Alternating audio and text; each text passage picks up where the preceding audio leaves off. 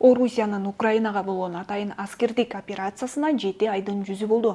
Бул убакыт аралыгында эки тараптын миңдеген аскерлерин жоготту. 100 миңдеген жай тургундар башка өлкөгө чыгып кетүүгө аргасыз болушту.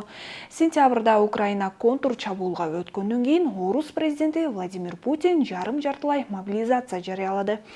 Андан кийин Москва Украинанын оккупацияланган 4 облусунда жасалма референдум өткөрүп, Путин аймактарды Орусияга кошуу келишимине кол койду.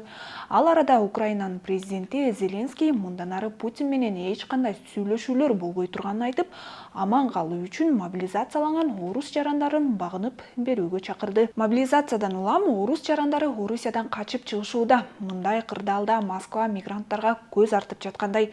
Анткени орус армиясы менен келишим түзсөң, акчалай сыйак аласың, жарандык алуу жеңилдейт деген сунуштар мигранттарга өз